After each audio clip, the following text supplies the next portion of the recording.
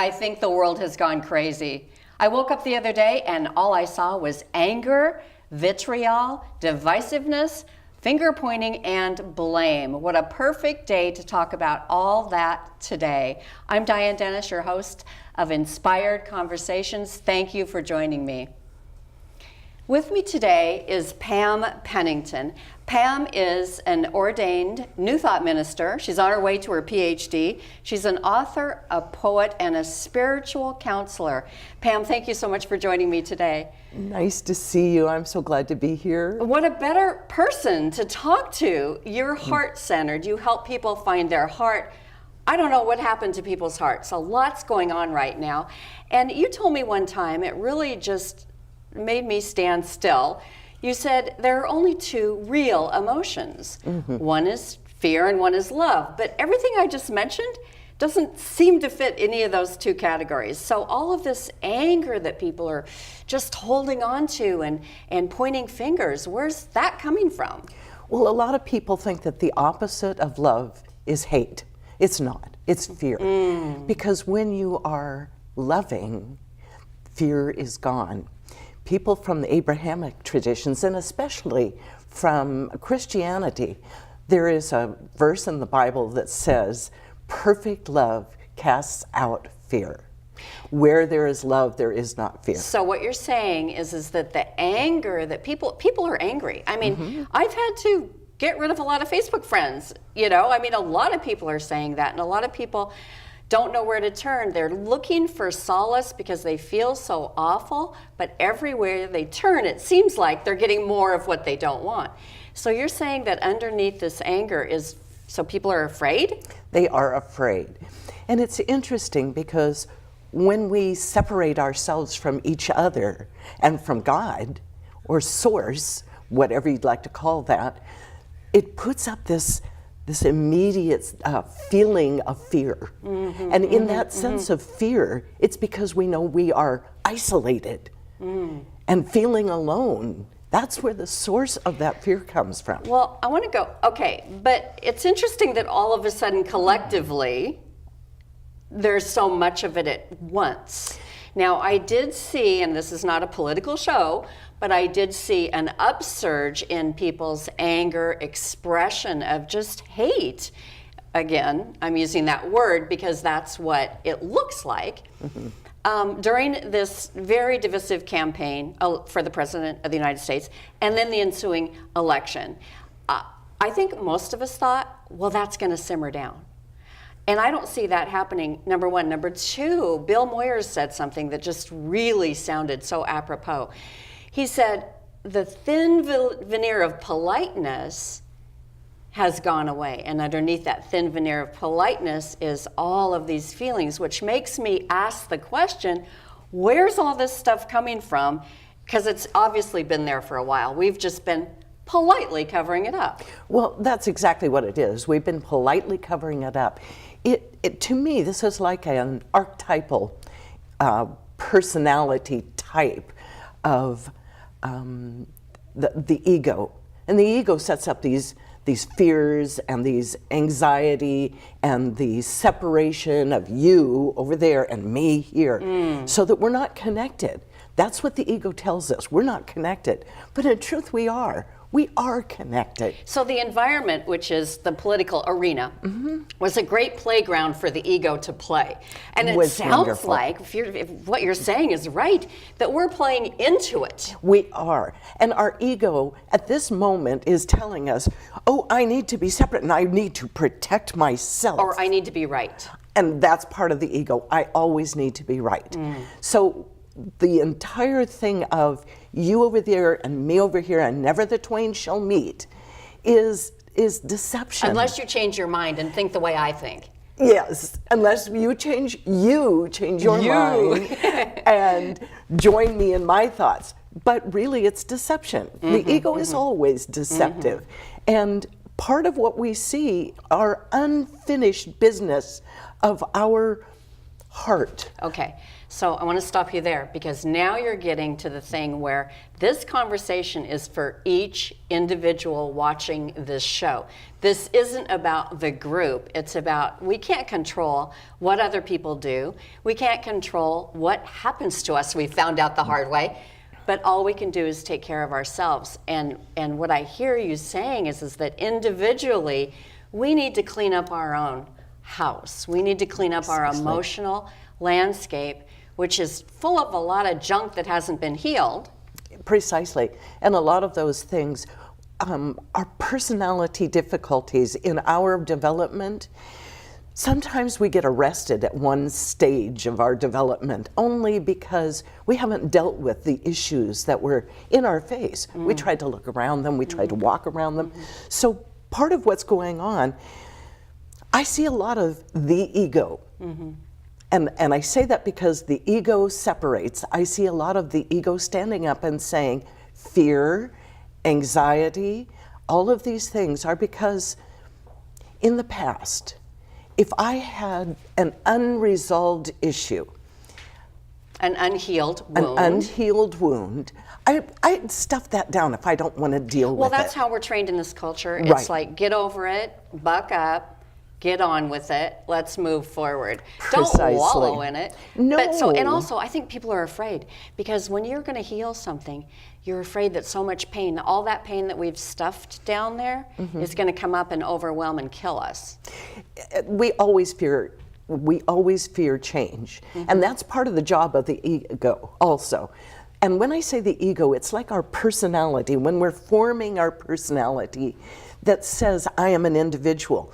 But the individual always fears change because when it's comfortable and always the same, I know what I can rely on. I know that tomorrow it will always look like this. But we just had a huge change. We changed from this political tribe to this political tribe. And now, we're asking ourselves, but what is my life going to look like? Am I still going to have, will I be able to, is it going to be, and some of those things, it brings up old memories and old issues regarding, perhaps we have some grief, some kind of unresolved grief. Or perhaps it's something that maybe in our past we never dealt with. Well, let's talk about grief for a minute. Okay, we talked about the unhealed wound. Yes. Let's talk about grief because this is what Joseph Campbell calls the hero's journey. Right. Is this really getting down to your own stuff. And, I have to believe in the good in humanity. Absolutely. And, it's easy to forget. And part of it is that we're getting sucked into this vortex of fake news, of salacious news that most of it isn't true, but then it's like an addiction because it's so much drama. We go after more and more and more, and it snowballs. But go back to that place of grieving where we haven't really dealt with our stuff. So it's very easy to blame another group or another person for our own, sadness, which is, I guess what you would call it. But so in our culture, it used to be grieving. You had 12 months to get over it. Go through all the stages of grief, the 5 stages. That was Kubler-Ross's model. But I don't think that's so anymore. What happens when you don't do your work? It just keeps coming back through other experiences? Actually, yes. And there's a thing called pathological grief. Pathological grief is when it interferes with your life. When you haven't finished your grief in a reasonable time, or at least moved from one place to another. So the 5 stages of grief are, first of all, you would say denial, because most of us go through denial. No, I cannot believe this is happening to me. How could this be happening? And then frequently you'll see somewhere in there anger. I am so mad. Sometimes we blame God. How could you do this to me? How could you do this to me? And then we think of bargaining. I tell you what, God, I will be so good. I'll never sin I'll again. never sin again. If you can take this bad thing away if from you me. can stop this and make it all better. And then we move from there perhaps to depression. And in depression, we blame ourselves. So we went from blaming someone else for our problem. I think that's to where we're blaming stuck right now. Exactly. There's a lot of blaming others, blaming Exactly. groups, blaming vulnerable people. Well, the and last groups. one is acceptance. Now, I'd love to say that this moves, linearly from one to another to another, but we jump from here to here to here to here. And the very last That's like Groundhog's Day. yes, is acceptance. And that really happens when we are willing to forgive, when we're willing to walk into that place where we realize that this person over here is not responsible for my feelings. This person is, the God in me is in that person also.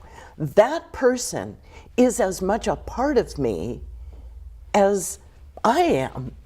And we're so far away from that right now. I see a lot of people thinking that they're victims because things aren't going their way, which makes you feel not empowered, which makes you act out in the way that's most acceptable in this culture, which is self-righteousness and anger. So, it's really interesting that we have a long way to go. But I think it starts with each of us individually, working on some of our own stuff, really looking in the mirror and quit looking outward as the source of our anger, issues, problems, vulnerabilities. Well, and I want to bring in something else here, and that is that in some of the most difficult times of our lives is where we have the most great, enormous growth. Emotionally, spiritually, personal growth occurs in some of the most difficult times. And I look at those difficult times as an opportunity. So imagine, I read this the other day, a lobster. And just think of this great big Maine lobster and how beautiful. But that big lobster didn't start out like that. The shell never grows. That sounds weird. Yes. So when the pressure from the shell as the lobster is growing becomes so intense, he crawls under a rock and he sheds his shell, and then he grows a new one. And Sounds like we need to shed our shell.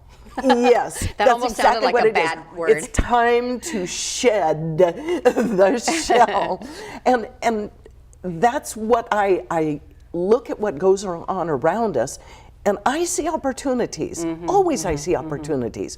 What's happening in your field of vision, in your view, is an opportunity for you to shed that old shell and grow a new one.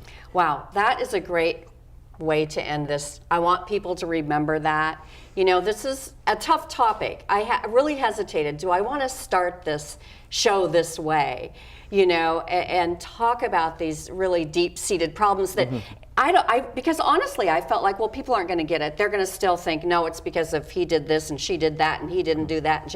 And really, we need to go inward, which leads me to a nice segue before we end this show, is that Pam and I are going to be having a workshop, Healing Matrix Workshop, December 17th from 2 to 4 p.m. at New Renaissance Bookshop. You can go there and RSVP, and we're literally going to be doing anybody who feels compelled, we're going to be doing this work. We just kind of did a broad brush stroke over these, but this is really getting to the bottom of where you want to start. And what the goal is for you to be empowered to then be a creator, get out of victim and blaming, become a creator, and then you can do some great things with your life and for others.